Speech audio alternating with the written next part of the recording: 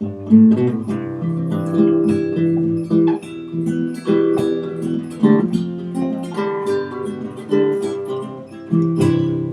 my bucolic life, free, healthy city strife.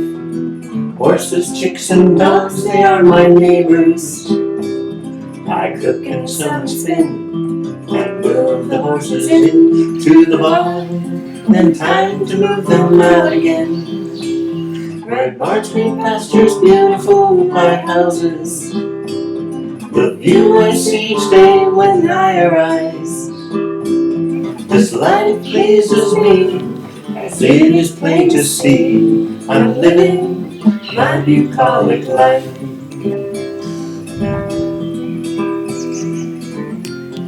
Hello, welcome. Today we're going to be working on this pants pattern here.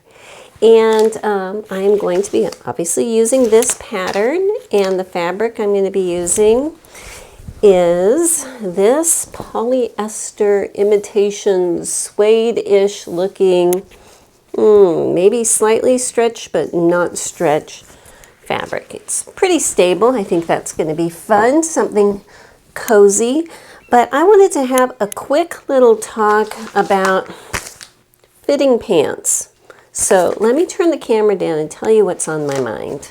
Okay, so if you have never sewed a pair of pants for yourself, I'm just going to talk strategy here, because on the envelope for this, they don't really give finished measurements that are worth anything to me. They give the width of the leg and the length of the pant.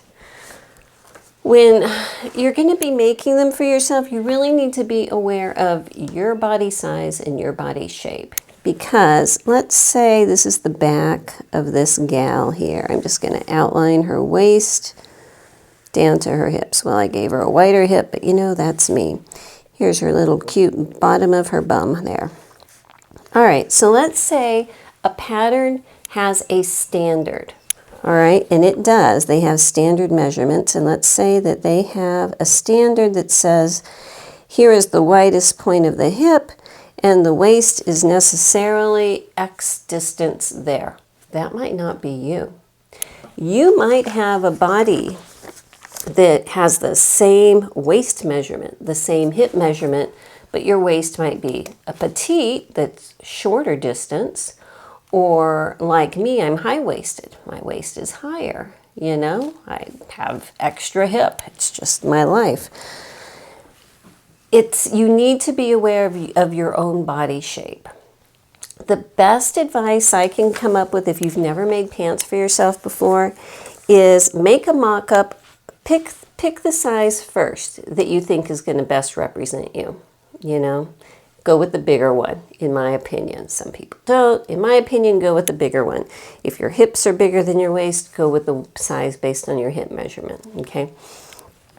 Make a mock-up just like shorts and include the waistband in your mock-up, all right?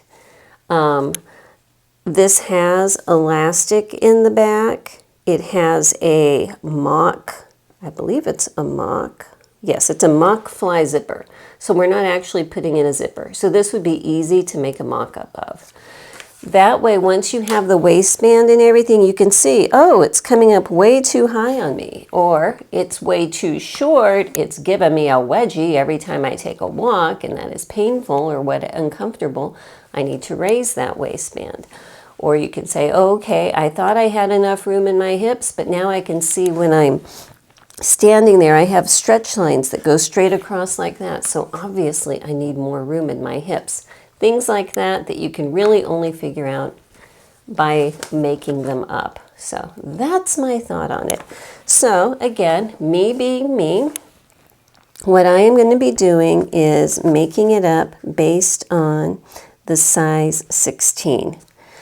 And in general, I have to add an inch in length this way, all right?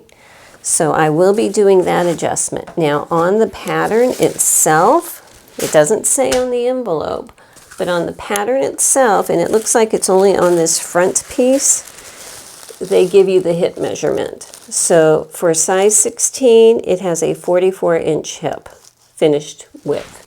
So I can take that measurement, compare it to my actual hip measurement, make sure I have a little bit of ease. I don't want these to be super loose fitting. I don't think that they're intended to be up here. But you know, just give it your best shot. That's the strategy I would do. Make up one, find out if you need to raise or lower the waistband. Find out if you need to give yourself more ease or not. Once you have your quickie little mock-up made, and this is if you've never used pants patterns before. If you have, you should have a general idea of what you need to do to make the pattern fit you, because it's pretty difficult to have a body that is the exact proportions, you know. And then there's another thing where, let's say you have someone and their waist, let's just, you know, for a round number, say you have a 30-inch waist, but it's more like a circle than an oval, okay? Where you have a belly and you have a round back, but you're small boned, so you have that little waist. Well, that's going to fit you different than someone with a flat belly and a flat back who has a 30-inch waist. You see what I mean? So anyhow, with all of that being said, a lot of it is going to be trial and error with a mock-up first. I've made several pairs of pants for myself using different patterns, so I am just going to go with my standard adjustments here, and we're going to take it from there. So this pants pattern, it is a fairly tapered leg, and the different thing about it is the side seam isn't really side. It starts out on the side and kind of wraps around to the front. It's a decorative thing. It has a mock fly stitched on there, so you don't have to worry about a zipper. It looks like a zipper. You got big side pockets. And then the back has elastic, which is nice for fitting, okay? So the blouse, actually, that I'm wearing right now, you know, it drapes over it, so you don't see that elastic, and, you know, it's comfortable. So there you go. Let me go ahead and get my pattern cut out here, and I will be right back. All right, so I want to show you one thing here. The hip measurement is 44 inches, which I can get into, but I feel like I want just a little bit extra.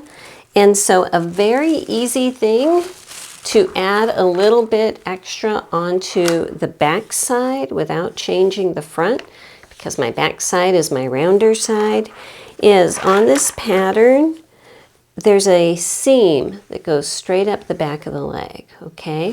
Which is right here on this piece number 6, all right?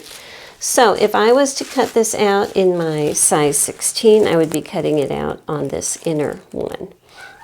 It's a very straight seam, and because there is elastic up on the top, I have a lot of flexibility. So instead, what I'm going to be doing is cutting this piece out on the farthest one, the one for size 8, which is going to give me another 1/2 inch to 5/8 of an inch here, which will, if I double it, well, that's adding at least another inch to my backside, and I think that that is good. So that's the alteration that I'm making to give my rear a little extra width there. The other thing is I am, of course, a lot shorter than their standard model. And from here, it looks like they want the pants to end just above the foot. Okay, it's not coming full length, it's just above the foot there. So they give the side length from waist. So if I pick that on here, it says 40.5 inches. So I get my tape and put a little clip there at 40.5 inches. I'm going to hold this up at my side waist and see how far down that goes. Well, that was way down on the floor for me. So I moved my pin up to where I think would fit better, which would match up to their proportions. And that was more at a finished length of 37 inches. You know, which takes into account the hem and everything. So I need to take 3 inches off the length of my pattern. And doing that, there's a couple lengthen and shorten here positions. There's one up here at the top and one down here at the bottom. I'm going to be doing it at the bottom. And there's 3 different pants pieces. There's 2 in the back and 1 in the front. So what I do on this one, I will do on the others also. So if I want to shorten it by 3 inches, I need to fold it half that amount. So pretend I already cut this side where the outside edge is, okay?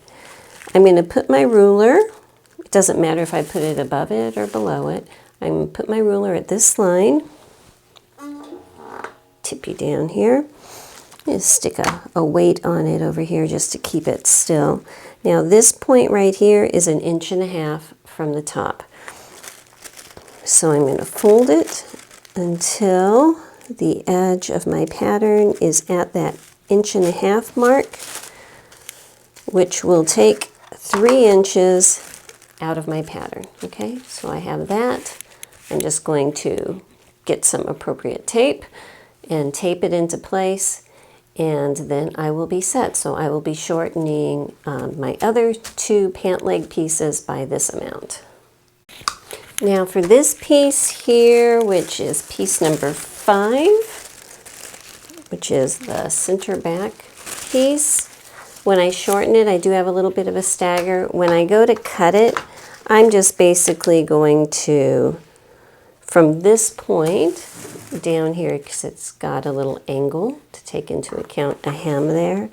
So what I can do is when I'm going to cut it out, just make a little mark if I need to, if I can't eyeball it, and cut from this point here straight up to this point, okay? Like that. If you have a very slim leg, yeah, you could taper it along this line, but my leg is a little bit wider, so I'm going to taper it according to the outside line. And I'm not adjusting these right now, but I wanted to show you this pattern has pockets that go all the way from the side, outside side, to the center front. And I think that's going to kind of work like those slimming panels, so you have 2 complete layers of holding your tummy in, you know. One is the pocket layer and one is the fabric layer, so that's kind of nice. So we have 2 pocket pieces, and they're going to be placed kind of like that with one on the front of the other one. But yeah, this one goes all the way from the side seam to the center front seam. Now there is my top, and I actually should have taken this into consideration before I shortened these, but you know, we'll make it work. And as I mentioned before, I am very high-waisted. So in general, especially for fitted pants, I need to give myself extra in this area. So I usually need to give myself 1 inch. So I have extra room from down here at this point to the waist point, okay? And that's what this top lengthen and shorten here line is for. It is placed, here's the bottom of the crotch, it's placed right about this midpoint here, but below the fly area, so it's not going to interfere with that. So I'm going to be slicing this. I have a piece of tissue paper that I will be inserting here and retaping it so that I have a gap of 1 inch up here, okay? So adding that inch there means that I'm probably going to need to shorten this by a little bit more. I'll deal with that in just a moment, but for right now I need to go back through all 3 of my pieces, the front, the side back, and the center back, and add this 1 inch place right here. Okay. What I'm going to do now is slice this at these lengthen and shorten hairlines. Open it up, get my little strip of paper here, and tape it on. And yes, I am still using little pieces of packing tape because I have not gotten myself some new Scotch tape. So living life on the edge here. Okay, so now that I have that, knowing that I want to add 1 inch, I'm just going to put my ruler here at 1 inch below, draw a line, and then lining up this grain line with the grain line down below. Let me just put them on my grid here so it's easier to see. So this line is on the grid here, this is continuing it there, butting it up so that this is ending at that 1 inch point. Stick a weight there to hold it in place. And then come back and just put a couple pieces of tape. I have hair stuck on that tape. Just to hold it for right now, and then I'll come back, put a couple more here, and then trim that, and trim the other side so it all blends. So now that I've done that, where I have these two coming together, it's offset just a little bit. Let me find my pencil. I am just going to kind of blend them together. So from this point, I'm just going to kind of ease it down so it comes down to right here. So I'm just going to trim that, give myself a nice length there. Now, this is not a functional fly.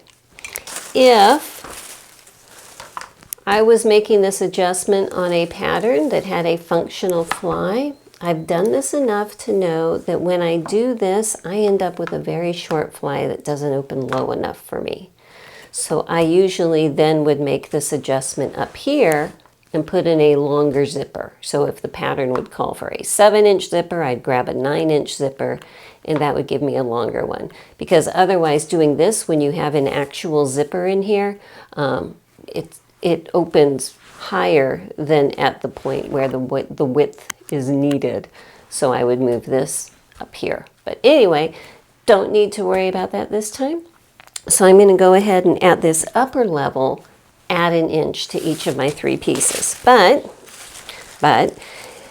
because I wasn't paying attention to that down here, I now need to subtract that inch. So, you know, learn from my mistakes, but it's just basically doing the same thing I did here. I'm just going to do it slightly below, make sure that I'm on the straight, fold this up.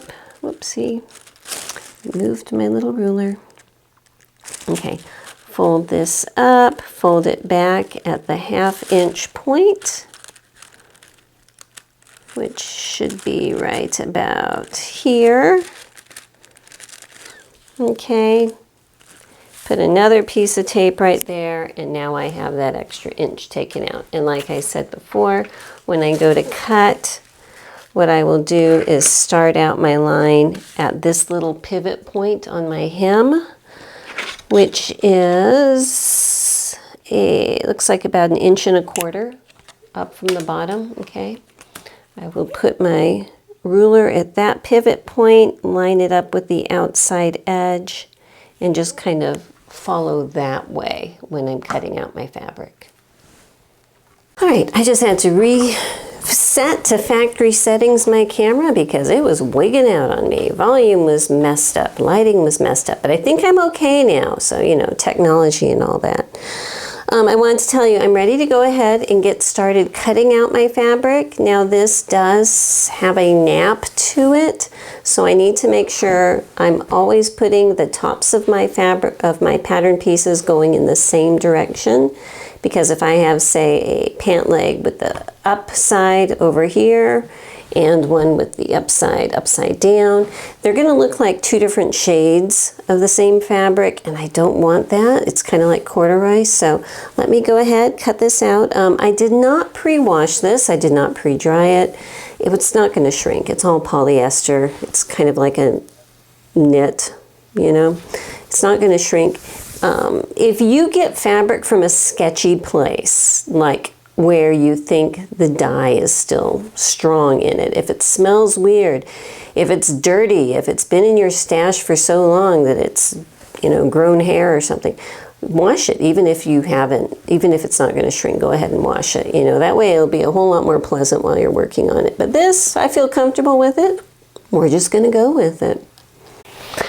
Okay, so I have just reset my camera again. It's a weird technology day, I tell you. Must be something in retrograde or something. I don't even know. But I am at the point where I need to cut out my interfacing, and I am using this one they call Featherweight, fairly crisp interfacing. I have the facing pieces, the front facing pieces cut out. And also on this piece, they want you to make a piece of interfacing for this little section right here.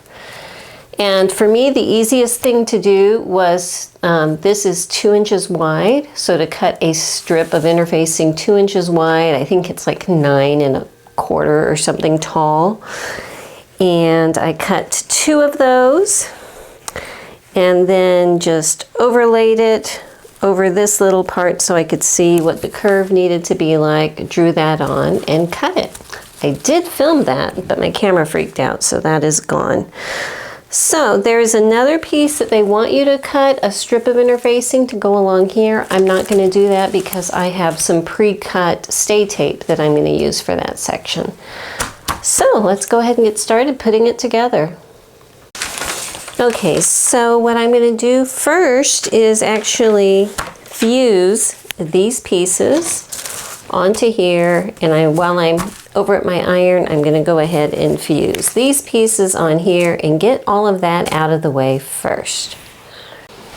Okay, so I am going to be transferring all of my marks and everything on here. I want to get this fusing business done first. And what they want you to do is where the seam line is going to be, which is 5/8 of an inch in, they want you to put a piece of fusible interfacing. I'm going to use this. What this is a black muslin type fabric with fusible dots on it. It's cut on the straight, so it's a very stabilizing strip.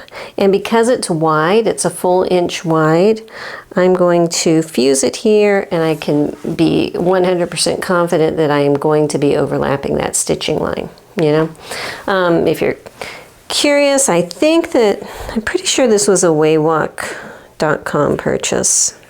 I'm pretty sure. If it wasn't, I'm sure they carry it there too. So let me go ahead, and on both of them, this is to reinforce this seam up here where the pocket is. And this is just because when you put your hand in your pocket, you don't want it to stretch out of position. And this is going to keep that seam nice and straight. So I'm going to go ahead and do this on both of my front pieces. Okay, at this point, I am going to start transferring all of my markings over. So I have some circles here for pocket placement. And I drew those, but I'm going to be putting it right on top of a black. So instead of using my heat erasable pens, I'm just going to use my little white chalky pencil, or else that mark will disappear. But as usual, I use my little piece of leather, a hole punch, stick the leather underneath the pattern so that when I use the hole punch, it does not go through the fabric, okay? So I've got those 2 marks. Now over here where this fly is, we got a whole fly going on here. There is a square down here right at the edge of that interfaced area, one up here. Now I'm also going to scoot this down a bit and draw the tops of all of these lines, okay? I'm going to, oops, wrong scissors there. Can't find them. I'm going to clip this notch so I have that placement. So at this point, what I'm going to do to draw these lines is I'm going to connect this dot I just drew down here to its corresponding top point. And this is an obvious line because it's at the very edge of my interfacing, but I am going to draw it anyway. This line is center front, okay? And then from that center front point here, well, here first, let me get this line. Draw this line. This is going to be my stitching line. Now at this point, obviously, I need to make a curve. So let me find a curve that's about the same size. At one point I used to have a little template. Hang on a second. It was called a fly front template, and it had everything where you could just trace. I don't know where that went to. But I have my pocket template, which has different size corners, so I can figure out, okay, this corner is about the right size. So I'm just going to line that up there and draw it. And now I have my stitching line drawn. Okay, now probably not going to be able to see that because this is going to be folded in on itself. So I can just redraw it when the time comes, knowing that it is 1.5 inches away from here and from that point. You know, you do what you can do. I'm going to go ahead, clip my other notches that are down my sides, even though that's not totally necessary. This one up here I'm going to clip for pocket placement. And that is about it for right now. I'm going to keep this piece handy, that pattern piece that goes with this, because I have a feeling I'm going to be needing to refer to that. Get pocket piece number 2 and go ahead and clip all of my notches that I need to.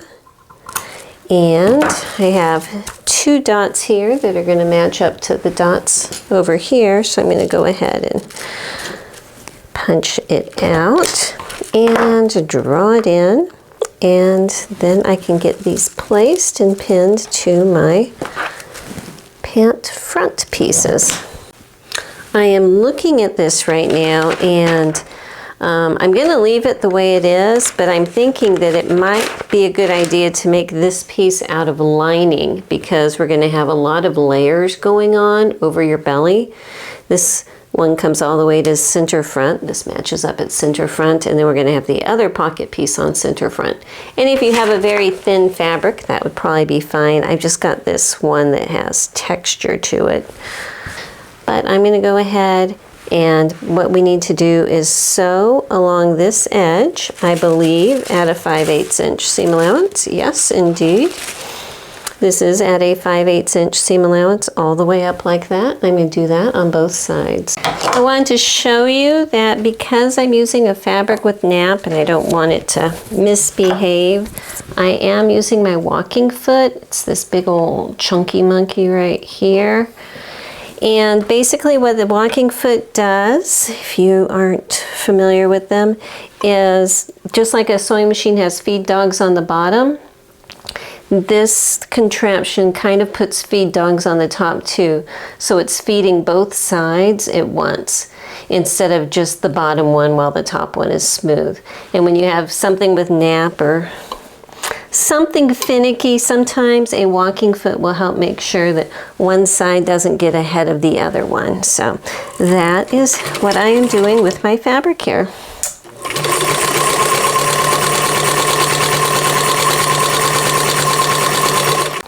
All right, so I've got them sewn together. What they want you to do is turn this to the inside and press it. And the edge here is going to match up with your center front line. And remember, the center front line is the very edge of your interfacing. Okay, so it's going to be like that. So we're not understitching this, but we are going to top stitch it. So the best way to do it so you get a nice clean line is to press this open first. Okay, once you have this pressed open, then it's easier to fold it so that you're going to have a nice edge up here. But because I have so much bulk, the side that has this tape on it, I'm going to come back and just cut that seam allowance in half with my pinking shears, so there's not quite so much there. And then once I have this side pinked, you know, so it's going to look like that. This side is pinked, this side is regular. Then I will press it open, flip it over, press it closed. So now I have it pressed in here, you know. It's looking quite lovely. So I'm going to come back, and along this edge here, at about 1/8 of an inch, because it is fairly thick there, I'm going to run a row of top stitching along this edge. Okay, so now I get my piece number 3 here, which is my lower pocket piece. And just like the other one, I'm going to clip my notches, punch out these circles and mark them. And I'm going to be marking these dots on the right side because I think that it will make more sense to me to do it that way, because I need to see those dots when I line up the other side of the pocket. So they're not terribly visible, but I can see them. So let me get the other piece over here. Okay, so here is what we've already done. This is top stitched, and now I'm going to get my other pocket piece and match up the center front area here and this lower area here. So what we're going to be doing is sewing from this edge just the pocket pieces, not through the pants, just through the pocket pieces, coming up and around here, pivot and go straight up to the top. Okay, I just had to change the needle on my machine. I was having some trouble with some skip stitches, and so I put a ballpoint needle in, and it is much happier now. So sometimes pesky fabrics make you do things like that. Okay, so this is what it looks like on the outside now. It's stitched, you know, where I showed you there. And those two dots that I drew, the edge of this piece is going to line up with the dot. Okay, so that way I know where to put it. And I am going to use clips because this stuff is not very happy with pins at this point.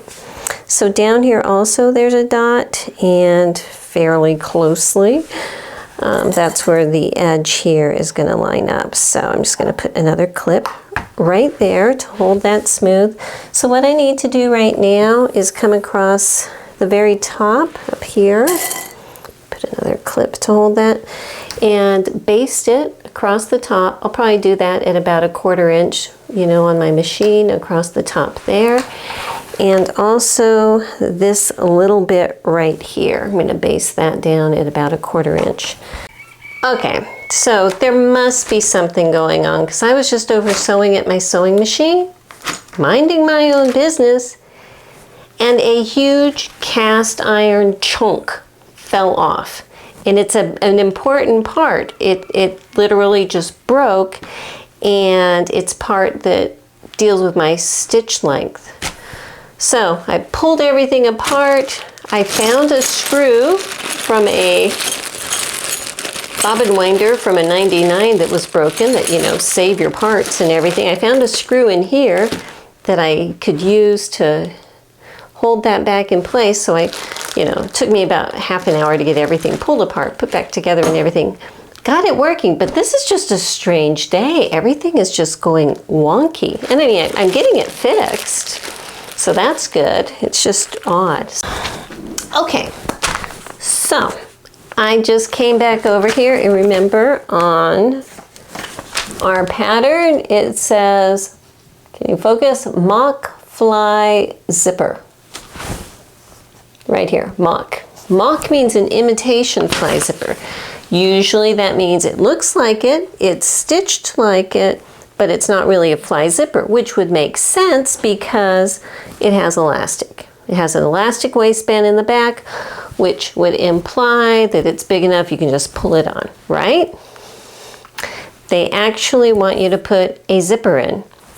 I kid you not. It started right here. On the back, they actually have instructions to put a real fly zipper. So do not be fooled, as I was. This is not a mock fly zipper. This is a real fly zipper. So, I don't know why they would do that. Why would they do that? I would do, you know what, I'm going to measure the waistband right now just to see if with the elastic the waist is big enough just to pull over. Let me go do that. Well, there is not enough room, at least on the front. The waistband is tapered in the front. The back, it's kind of straight, but the front has that hip curve. And I don't think there's room to just pull it straight over my hip, so I am going to have to put in the zipper. I should have read the instructions ahead of time, but I did not. But I'm kind of disappointed because remember I told you when I was extending my top area that if I was doing a real zipper, I would extend it because, you know, anyhow. And because I wasn't planning on it, I wasn't paying attention, I don't have a 7-inch zipper that is, you know, a matching color. I found this dark brown, what do they call this? Cloister brown. I guess it's, you know, if you're a monk and you have a fly, this is the color of it, I guess. I don't know. But that's what I'm going to use. So with all of my technological things going awry today and this unexpected twist, I am just going to call it a day. Take care of some non-sewing things in other rooms, and I will be back tomorrow to finish this up. Hello, welcome back to the next day. Feeling a lot more confident. All is good. Today is actually my birthday, and I want to show you. One of my daughters got me a bird feeder, so I just set it up. So hopefully maybe we'll have some birds. I have tons of birds out in the front, so as soon as they find this one, that'll be fun. So I'm feeling good. We're going to go ahead, get the fly put in, you know, all is well. So let me tip the camera down, and I'm going to show you how I'm going to mark it. I'm not going to thread baste it because my pens will disappear, so I'm just going to draw all over it with my pens. Alrighty, so here is my front. Let's move her picture away. Now, if I was using any other fabric, I would serge around this because you know me, I hate unraveling, and especially if there is interfacing. But I'm going to be stitching so much around that I don't think the interfacing is going to be coming out, so hopefully that won't be a problem.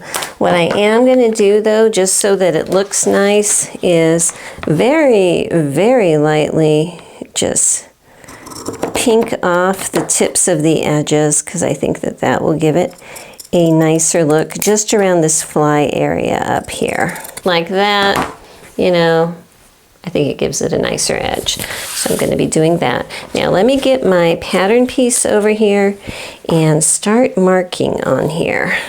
Now on the right side, I need to mark this line here, which is basically the edge where the interfacing is. All right, so I'm just going to put a little dot there, and up at the very top, I'm going to put a little line where the top of that notch is. Then I'm going to put a little line over here where the top of this stitching line is, okay? And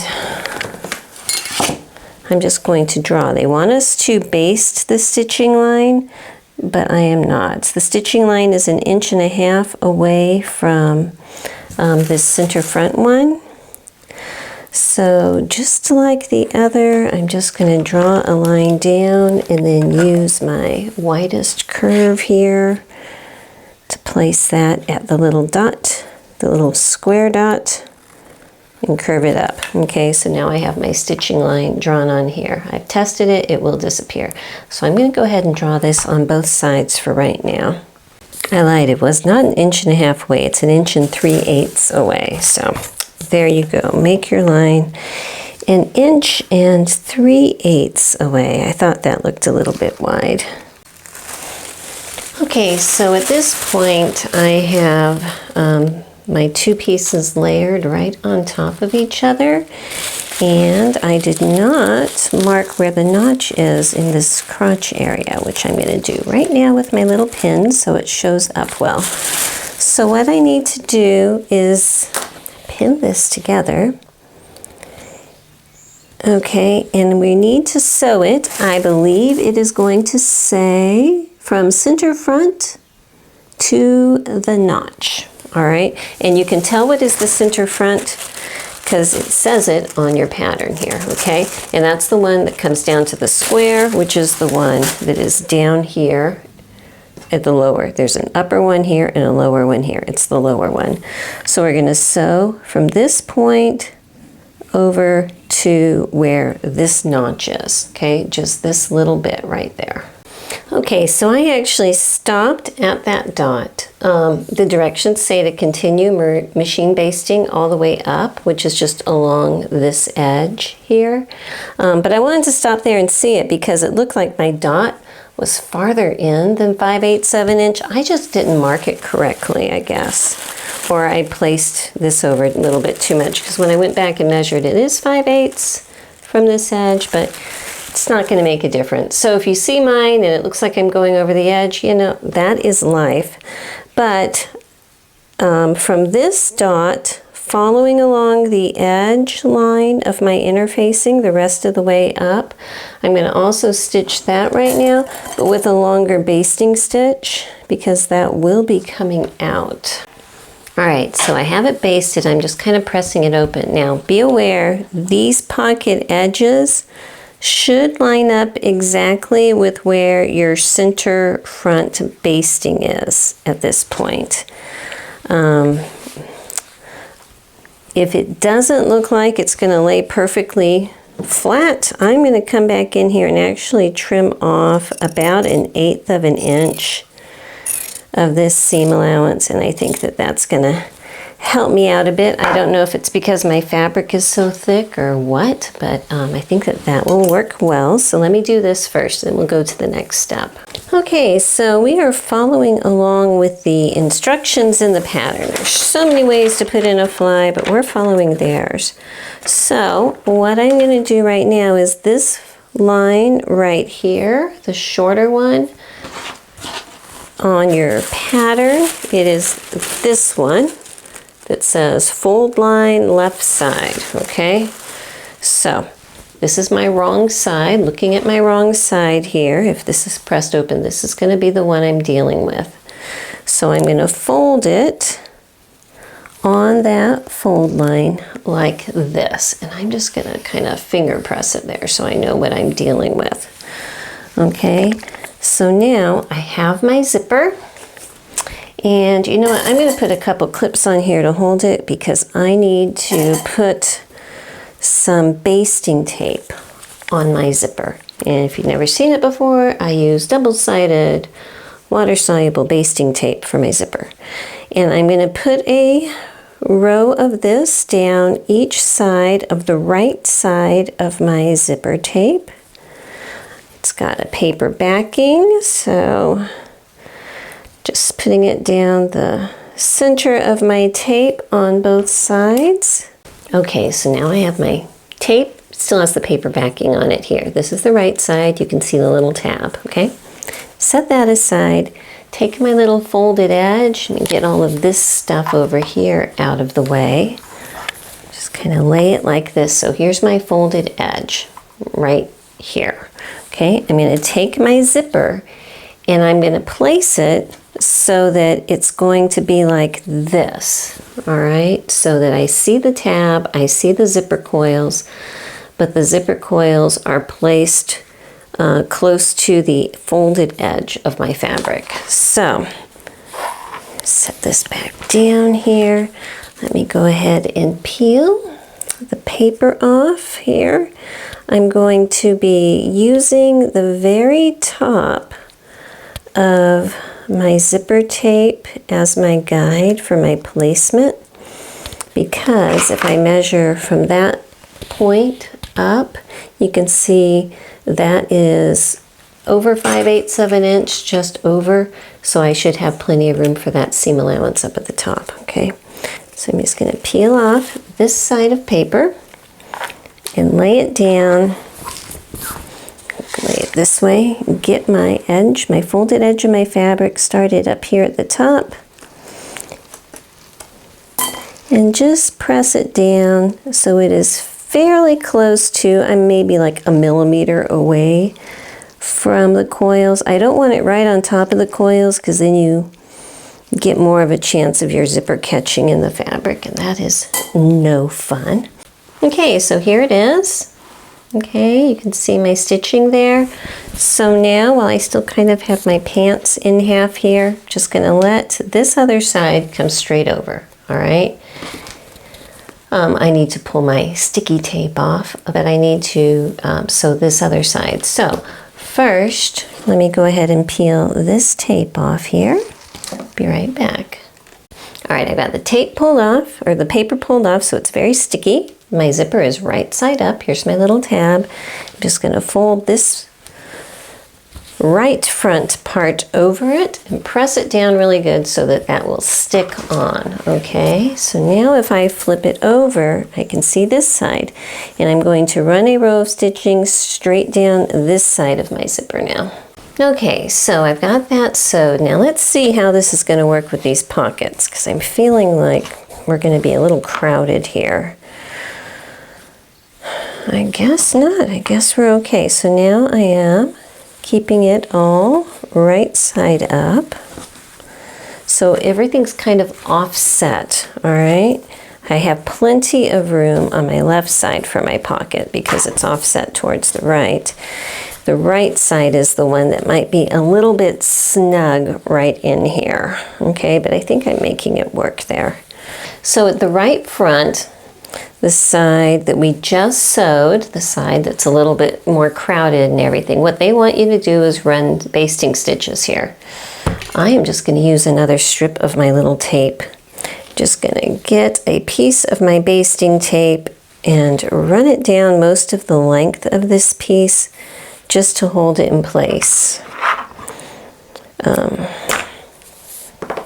Just because this stuff, it's that thick, suede-y knit stuff that is kind of a pain to get a needle through. So this is a lot easier for me. Just flip my little flyover, make sure everything is nice and positioned where it needs to be, slightly offset. I am going to put a few pins way out here just to hold that pocket in place so it won't get out of sorts, okay? But my basting tape is holding this little flap to my pocket piece. So now I can flip this over to the right side. And on the right side, you know, I drew this on both sides. Did not need to, but I did. But on the right side over here, where all of my extra is, and where you can feel your zipper is underneath, with the machine, I'm going to come and stitch along this stitching line that I drew here. Once I'm done with that, I will press this and both of my lines will disappear. Okay, so here's my fly now. It looks nice from the outside. I do need to open up these basting stitches that I put in. So I am just going to kind of open this up one little stitch at a time so I don't pull anything. Switch out the battery in my camera and I will be right back. Okay, so here's my front. I picked open my basting stitches and I've got my fly and everything. I'm feeling like it might be a good idea to put a little reinforcement tack straight across here. Sometimes, like if you look on a pair of jeans, there's a little reinforcement stitches and everything. Just because I did extend this and everything like that. So I'm going to do that. It doesn't call for it in the pattern, but I'm just going to put a little extra bar tack right here just to hold that together so it's not going to want to rip open.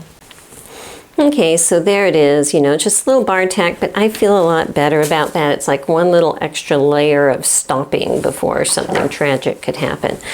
So that is it for the front. Before we sew it to the back, though, we're going to need to deal with these front waistband facing pieces. And they do have interfacing already applied. So what I am going to do, I don't know if it tells you to do anything, you don't think so, but just like I did at the edge of that, just to even these out and make them pretty, I am just going to pink the very edge, the lower edge of these facings. Okay, so with my little facings here, I've got the bottom trimmed nicely.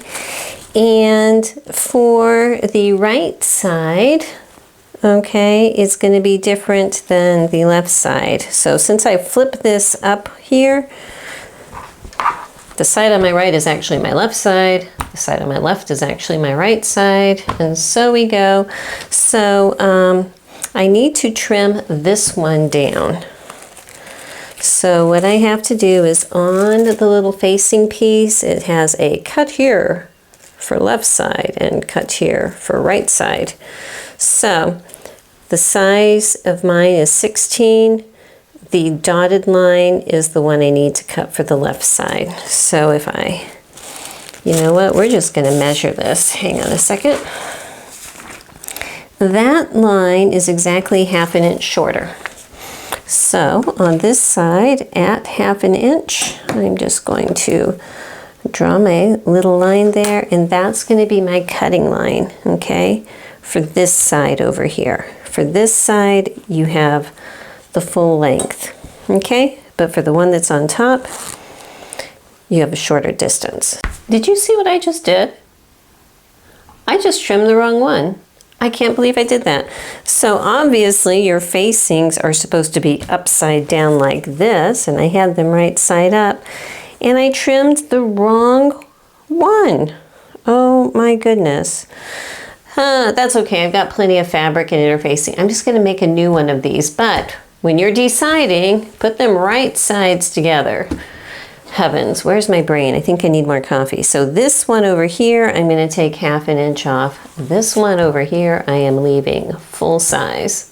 Okay, so now that I have all of that sorted out, you should on each one have it sticking out, you know, about 5/8 of an inch. Okay, that's what you want. So I'm trying to make sure that everything is lining up flat, and this underneath here I don't like. So I'm making sure that the zipper flat part is over the pocket part. That was a bit mixed up there, because that way it'll be nice and neat when I stitch it. And I'm going to stitch along both sides, both tops here, at 5/8 of an inch all the way across. Okay, so at this point, I got a whole lot of stuff going on up here. And the instructions just say, turn to the inside and press, all right? Before I do that, I am going to spend some time getting some of this bulk out of here. So the first thing I'm gonna do is this whole layer in here, which, you know, is the top of the pocket. Here they are. I'm going to pink off the top. I can get it through that thickness there. It's very thick. My fingers do not like it. So I will use regular scissors. And I'm just going to trim down. So I have, remember I have a row of basting up here. I'm basically trimming it down to just about that basting stitch, that middle layer, all right? Up here, where all of this is, I'm going to trim some of it out too. And now that I have some of that bulk staggered and graded in there, I'm going to come back on this side and understitch it. It's going to give me a much cleaner edge on the top. So pushing my facing up, all of my seam allowances up, I'm going to do a row of stitching right about here, okay? Just straight down, going through all of this stuff. All right, and I'm going to do that for both of my front pieces, trimming out that internal bulk here down to that basting line, and then understitching it like that. Okay, so at this point, this is what it looks like. They are not dealt with here. It's just turned over and pressed, and I can tell you that is still pretty darn thick right there, but I'm just going to go with it. You can see my understitching there, which really helps to curve over that top. So I have just turned it over and pressed it. You know, we'll deal with these after we sew the back on. I might end up coming back and just kind of invisibly whip stitching this pocket piece here to my fly just to keep it from getting out of sorts. This side, it's all kind of attached and everything, but this side over here, I don't want that coming out. I need to put this piece aside right now and get my two back pieces out. Actually, in the spirit of doing things easier today, I just put a little piece of stitch witchery underneath here and fused it. So I'm just fusing this to the pocket. So this outside fabric is not fused, so nothing should show out here. So that's how I handled it. So now let me go ahead and get my back pieces. All right, so we have 2 pieces here, piece 5 and 6, and I have just clipped the notches on them. And what they're going to have us do is sew them, match them up 5 and 6 together like this, sew it at 5/8 of an inch. Okay, so this is what it looks like right now with just that seam sewn. Now the seam allowance, the entire thing, it gets pressed towards the center back, okay, this way. So before I do this, I ironed it first just flat the way it is, okay, which makes it much, much better to deal with. So since I've ironed it that way first, now I'm going to press it so that the seam allowance goes this way, okay, and get that nice and easy. And then I'm going to come back and do a second row of stitching, which will basically be on this side, just an edge stitching row right about here, all the way down over all of this seam allowance. Okay, so this is what my center back pant leg looks like. I've got my seam, I've got my top stitching. So now let me raise you up. At this point, I need to put both of them together, matching up this center back seam right here. And I have a notch right here, you know, was that about 10 inches from the bottom. And I need to sew from this place, this notch, all the way to the top. This fabric is so hard to put things through.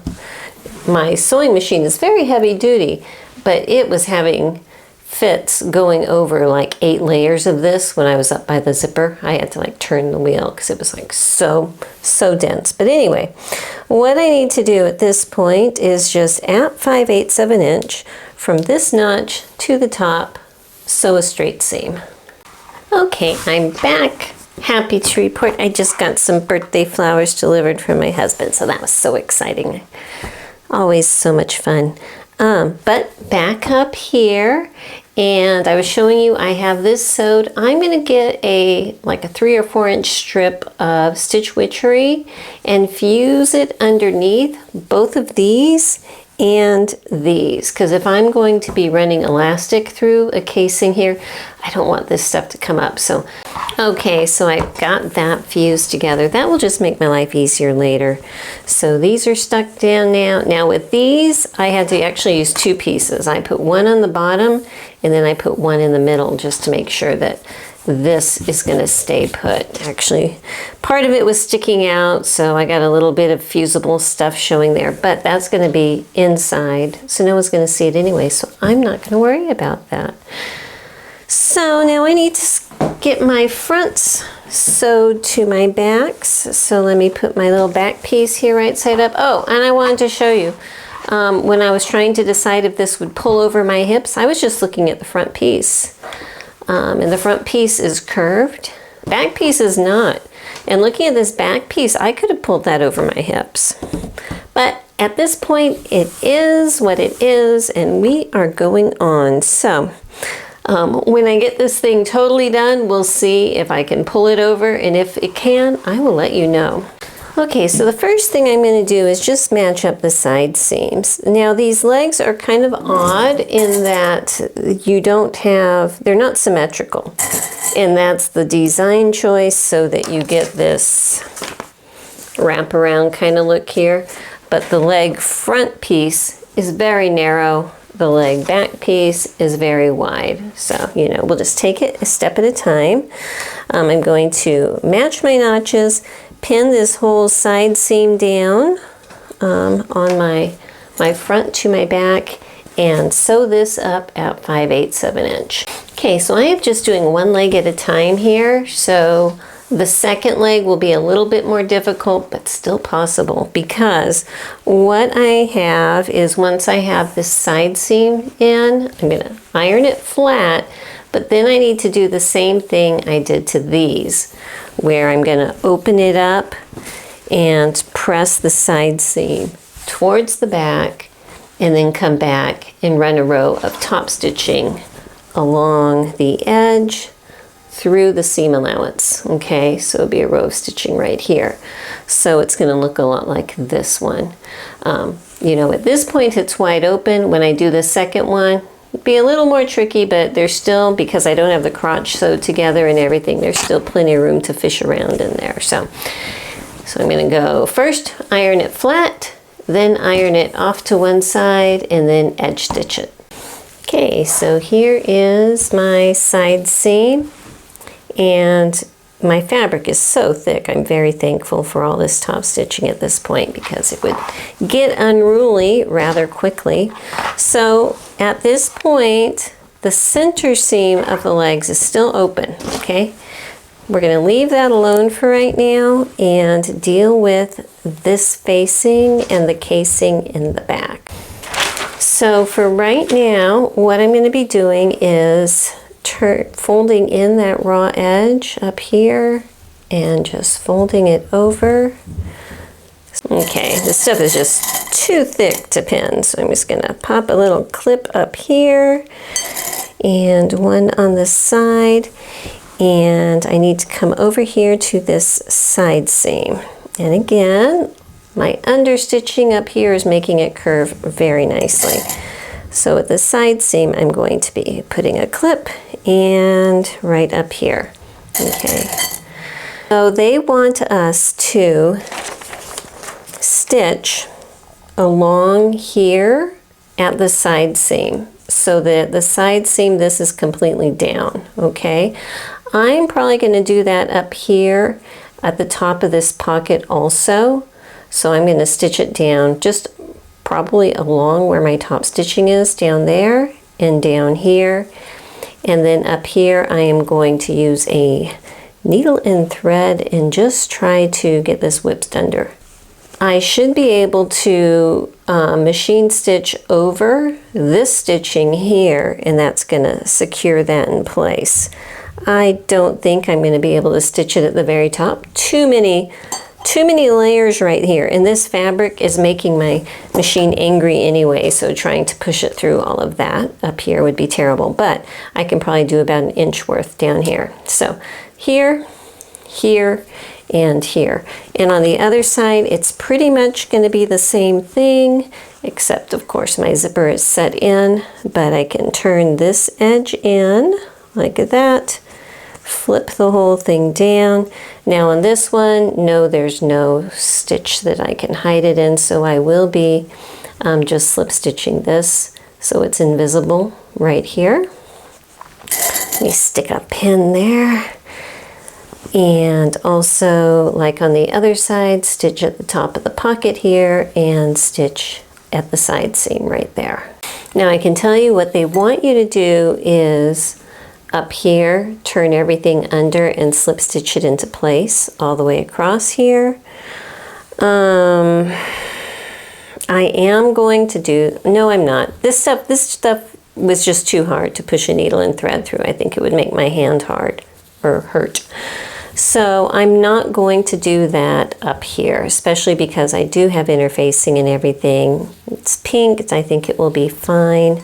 But just beware, if I had a regular fabric or a fabric that was unraveling or something, yes, I would be turning this under like this and slip stitching it across. Well, I gotta tell you, I am having a lot of trouble with this fabric. I have tried 4 different needles, and no matter what happens, I'm still, when I'm doing several layers, my machine's still fighting me. I'm still ending up with a couple skip stitches. So I am just going to use my needle and thread. And for a moment, I thought, well, is my machine broken? Because when it's a cast aluminum part that came off, and here's the deal, when I was tearing her down to repaint, I noticed that it was cracked. But I thought, well, I could just put a bolt in there and, you know, we can make her make do, but I think my bolt vibrated out and that's what happened, and so that part fell off. But I got a new one in, so we're good. But I was thinking, well, when that happened, did something, you know, get destroyed in the machine? So just a little bit ago, I got a scrap of my flannel and went over there and tried all kinds of things, and no, she's working great. It's just this fabric, and I can tell you, even look at that, I just broke this needle. Oh my gosh, so you can see how crazy this stuff is. It's intensely dense. So I'm not only breaking machine needles, I'm now breaking hand needles working on this, but that's okay. We will get through it. I mean, get another needle and finish whip stitching this down. I was able to somewhat stitch these, you know, enough to hold it in place, which is what I need for right now, but I need to sew these by hand. But look at this. Okay, hang on just one second. This does not make sense the way they want you to do this. Hold on a moment. Okay, so up here at the top here, you are going to be covering up a bunch of your zipper, okay? And I didn't notice this while I was doing this side over here. So basically, and this is how the instructions have it. This is not my goof up at this point. What they want you to do is only be able to zip it up this far, even though this zipper is exposed the entire way up, but to put a hook up here. So, oh my gosh, look how thick that is. But to put a hook up here to hook it together. So, you know, at this point it is what it is, but that is what they are thinking here, so. All right, the more I look at the instructions, the more confused I get. Because at this point, okay, you just have the facing turned under, and they are showing that the facing is totally covering the zipper, okay? But if we go back to this point, they are showing, this is when we put in the fly zipper. It is a 7-inch zipper, it did fit, that the zipper goes all the way up to the top before you put the facing on, okay? So we're in agreement here that the zipper goes all the way up to this point, okay? But then you get down to this finishing picture, okay? See those little stoppers? Well, they have this image here is for a waistband. They've got two different things going on. The way that that is folded up is for a waistband. That is not for a facing. Because where that stopper is, based on where they had us sew it, the only way that could work is if I had a waistband up above it, which I do not, okay?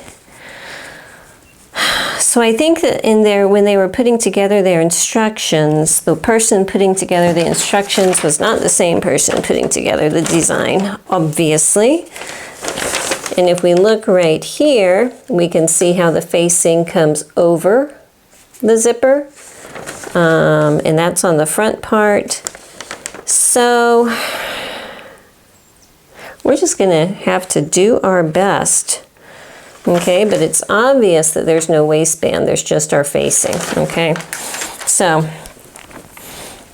let me get this whip stitch down here. I mean, at this point, this is gonna show, but it is underneath here, so that is what it is.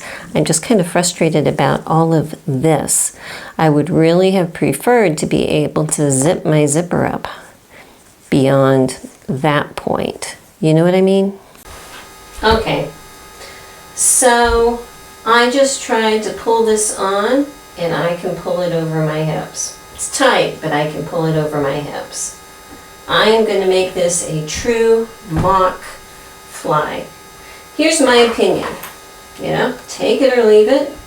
I think that this up here is a disaster the way that they want you to do it.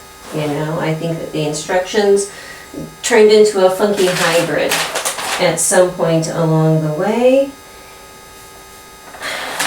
And yes, I could go like this, have it sewn down, put a hook there, and it could close.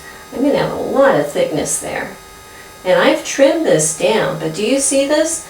That is got to be like close. What do we have here? That's 3/4 of an inch in thickness, just because I chose a thick fabric with nap and because of the way they have you do the facing, okay? So for me, for this is frustrating to me.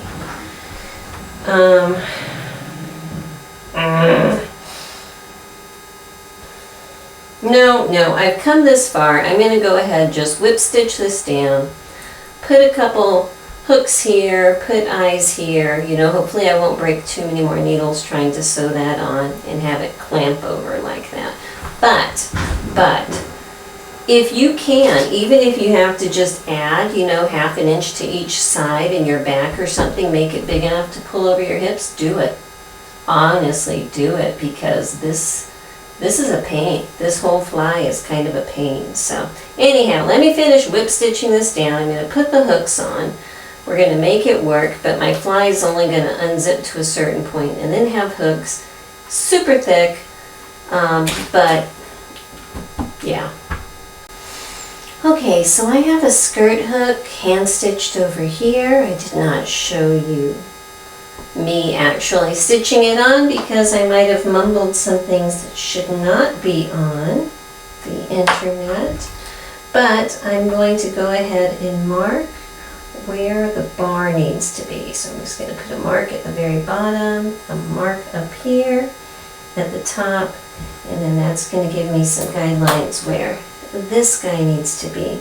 And I always want my hook and eye to be farther than my zipper so that the brunt of the stress is going to hit the hook and eye first and the zipper second. So that's the point of this. So let me go ahead and get the eye stitched on by hand. I'm muttering to myself because this fabric is such a disaster to sew through because, you know, it's very tightly knitted and everything, so that if I use a thin needle, it snaps. If I use a thick needle, it goes through very hard. So I have a needle lubricant. It's a silicone needle lubricant on here, and I'm pushing through with my heavy-duty thimble, and we're just going to get through this. So. Well, I just realized that I forgot to put my microphone back on after I pulled these over my hips, and that's why my volume was so messed up. But that's okay. That's okay. We're getting through it. So now that I have the front looking good, pretty much, the back is still just like this. And there is a piece that is an elastic guide. I cut out my elastic. I think I have 1 inch elastic here. I'm not even sure what they call for. What do they call for? Yeah, they call for 1 inch elastic, so we're good. I am going to put this in a little bit differently than what they say. I am going to slide it in here. It's kind of odd because you do the front and then you do the back. So I'm sliding in my elastic. See if I can, you know, let me turn this right side out. That might help. So inside my casing, here's my seam allowance. Okay, this is my side seam. I'm going to put my elastic right here. Fold this down, make sure my elastic is, you know, even with the top. And then I am going to put this under my machine. Let me clip it in place before it moves. And do a row of stitching right here over the elastic to hold it securely in place, okay? Just beyond where all of this seam allowance is, so I'll have another row of stitching right here. So on this side also, I will have a second row of stitching. Let me just get that slide back in there. And we have a second row of stitching right about here, going down to like right about there. That's going to secure my elastic down. And over here, it's going to be the same thing where I'll have a row of stitching coming right here. Okay, that's how I'm going to do it. I think that that will hold me secure. You can kind of see where the edge is.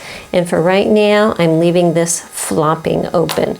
Okay, so this is what it looks like. Got my little second row of stitching there and over here. And in case you're tempted to try to use this fabric, do yourself a favor. Don't do it. You will be so happy if you just walk away and don't even put this into your life. So with that said, what I'm going to do now is 1 3/4 inches is where I need to have the top of this fold. Okay, so yeah, I'm just gonna, as I move down the way here, I'm going to, let me use this little ruler because it's a lot easier. Find my 1 3/4 inch mark right about there and put a little clip. I am going to actually use a narrow foot, you can use a zipper foot or something, and guide myself along the edge of the fabric here. So let's say this is my foot. I will put my foot along the edge of my fabric, a narrow foot, so that I go this way and I have like about a 1/4 inch casing down here, okay? That's going to give it enough room to be able to move around but not too much to curl. I can tell you Pearl is so displeased with me right now. You can see she's a little bit brighter here now. I got her some disco lights. I don't know if you can tell, that go all the way around, those LED light strip things. And I have them all the way from in here up and around. I think that's going to give us plenty of light because it was a little bit too dark last time. All right, I just put my narrow foot on.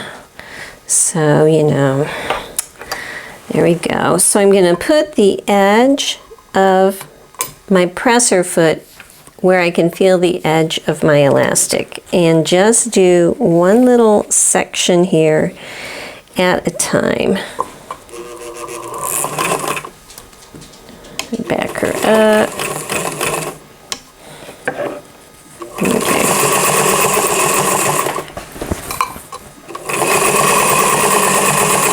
Okay, so now at this point I need to leave my needle down.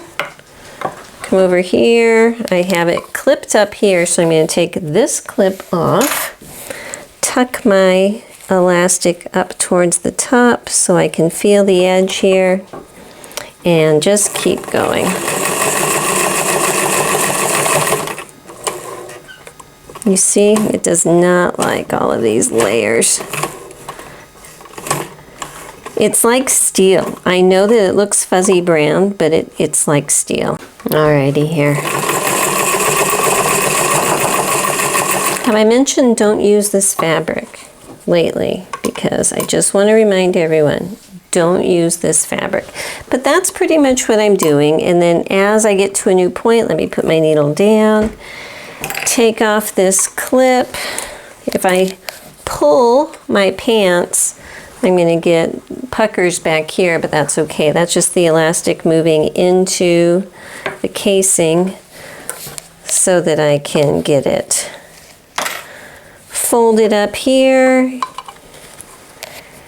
you know, with all of this stretch either below or above the little section that I'm working on. That's what I want. And I'm just going to keep moving down the way here.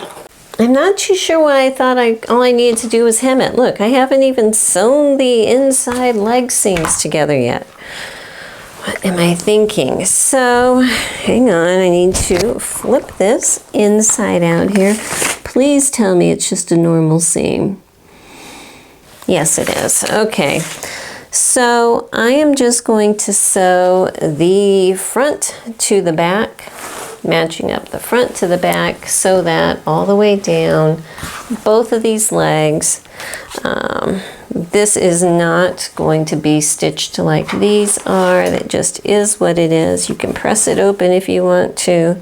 It's getting a little bit icy in here. Might be a good time to take a break, actually. I'm going to take a break and just walk away. Not that it's a bad or troublesome project. but it has no joy at this point. Have you ever had those projects that started out great, but the joy walked away at some point? Well, this one did. Back, got my tea, all is good. I've got these center seams sewn, pressed open, just stuck a seam roll inside the leg and could press it that way. So now to sew this crotch hole, what I need to do is turn one of the legs inside out, one of the legs right side out. Stick the right side out leg inside of the inside out leg, and give me a second to shake this up so it will all behave nicely. Okay, so now that I've shook it down, you can see that I'm going to be able to get a nice little seam here, hopefully. Thinking positively, so I'm just going to line up this seam down here. Got it stitched above this notch here, so I just really only have a short distance to sew. So what I have to do is come over here, connect to this stitch that's just below my fly, and come over here and connect it to this stitch. I might add a second row of stitch in here in the crotch, depending on how my machine does. I think she'll do okay, just to reinforce this area. Okay, so here it is. You can see I've got my 2 rows of stitching going here. So I am at the bottom of it just going to trim my seam allowance a little bit. I'm not going as close to the stitching as the instructions say to. I just don't want to. Besides, I think that this is going to give me enough flex there. So let me pull this other leg inside out here, because it'll be easier to work with hemming the bottom of these while the pant legs are inside out. The pattern was made to have 1¼ inch hem, so I am roughly just going to turn it up to about that 1¼ inch position. It will lay nice and flat at that point because the pant leg kind of like had that angle, so it would fold up nicely. So there you go. I am just going to go ahead and press this carefully and then run a straight stitch. Can't even see what I'm doing. I'm going to press this carefully and then just run a straight stitch about 1/4 inch in. I'm not going to be folding this under, again, because too much thickness and my machine doesn't like it. But because it won't fray, I think that's going to be just fine. I'm going to do the same thing on the other leg too. Alrighty, so I've got the pants hemmed, okay? That's the outside. I have about 1/4 inch above my stitching line. Just letting it hang out there won't harm anything. But the more I look at this, and it looks good face on. I'm looking in my monitor on the camera. That looks good. This does not look good, you know?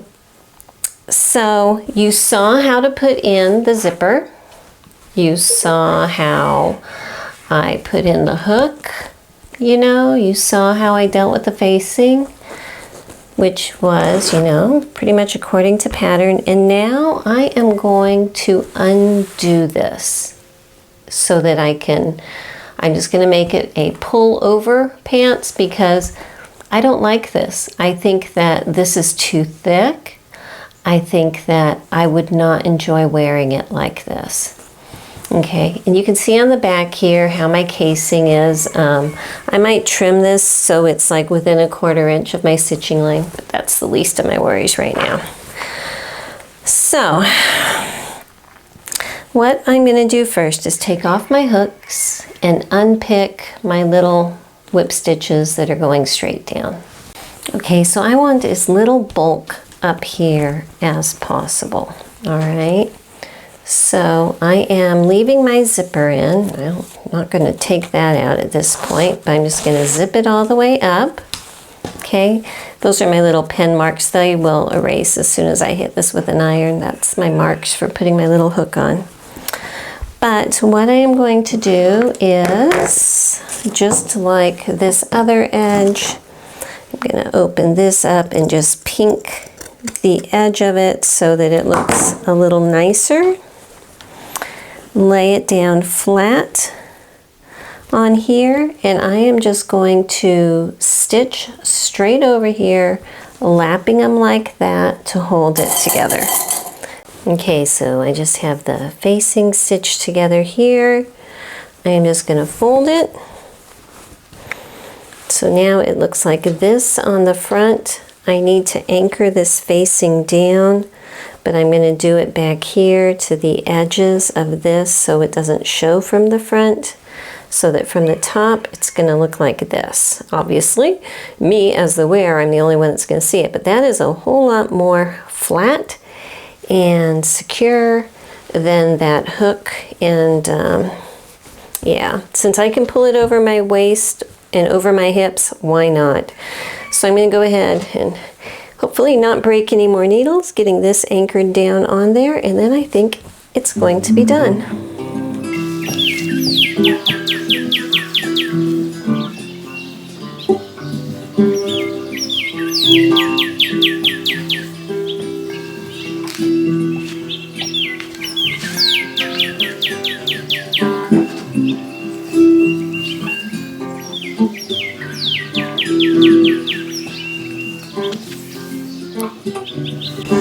Okay, so pants are done, and let's get back so you can kind of see them here.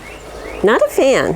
Gotta tell you, I loved the blouse in this set. Loved the blouse. I think that the pants, well, first of all, I used a fabric that was very hard to work with. Yes, once it's done, it's super soft and comfortable and everything, but using it to sew was a nightmare. But in addition to that, that whole weird thing with the facing and the zipper and calling it a mock zipper on the pattern envelope, making it a full fly on the inside of the directions, and then messing up how it closes, that set me in a wrong direction. And also where this seam kind of curves to the front and it might just be me, it might just be my fabric and all, but when I'm walking, because of that curve, it kind of feels unbalanced. It feels like I made a mistake and that my pants are not hanging evenly, you know? So not my favorite. I think that if I had more of a rectangle shaped body instead of hourglass, because I have very round rear, very round thighs, okay? I don't think that this pattern is the best for a very full bottom. I think, you know, I've done other ones, flare legs, you know, gathered legs, all things like that do really well for me because I'm more hourglass-ish. I think if I was more straight, I think that if I wasn't as full here, that the pants might feel differently, you know? And I had to, I used their gauge for the elastic in the back, and it was way too big, so I had to cinch in and pull out 3 inches of elastic from the back just to get it so I could, you know, wear it. But even with my hourglass shape, I could still just pull these over my hips and all the way up. So I do think that this whole fly front situation could be omitted by just sewing the center front all the way up and just forgetting all of this stuff because, wow, you know, who needs that? But anyway, that is it. So my overall opinion is for this combination, the blouse is fabulous, the pants, not my favorite, but you know what, you have those sometimes. So anyways, thanks for sticking with me through this crazy adventure. See you next time. Bye-bye.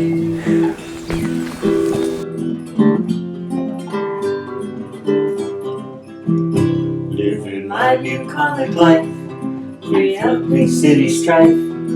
Horses, chicks, and dogs, they are my neighbors.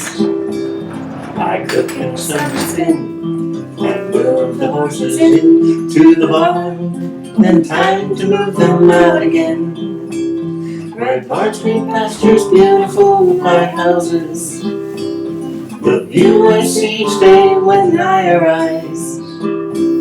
This life pleases me, as it is plain to see. I'm living my bucolic life.